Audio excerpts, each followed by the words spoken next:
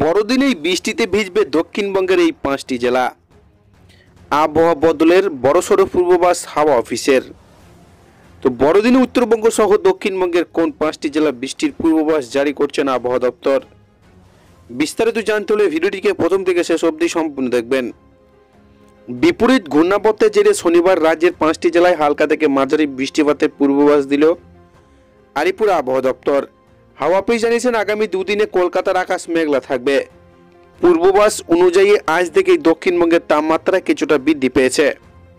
হাওয়া অফিস জানাচ্ছেন, আগামী কয়েকদিনের তাপমাত্রা পরিবর্তন হবে না।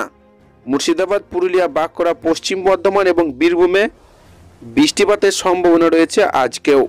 ফলে বড়দিনের আনন্দ পণ্ড হয়ে যেতে পারে। আলিপুর আবহাওয়া দপ্তর বলছে, একটি ঘূর্ণাবর্তের ফলে জলীয় বাষ্পের পরিমাণ বেড়েছে বাতাসে। অপরদিকে ঠান্ডা উত্তরের হাওয়ার রাজ্যে প্রবেশ করছে পাঞ্জাবের দিক থেকে।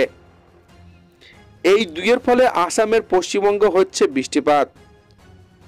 দক্ষিণবঙ্গের পাশাপাশি বৃষ্টির পূর্বাভাস রয়েছে উত্তরবঙ্গের জন্যও। তবে উত্তরবঙ্গের পার্বত্য এলাকায় হালকা বৃষ্টিপাতের সাথে হতে পারে তুষারপাত। তবে তুষারপাত হলে পাহাড়ি প্রেমীদের মন ফুরফুরে হয়ে যাবে। হাওয়া অফিসের আগেই জানিয়েছেন, শনিবার থেকে রাজ্যে একাধিক জায়গায় একটু একটু করে সর্বনিম্ন তাপমাত্রা বৃদ্ধি পেতে শুরু করবে।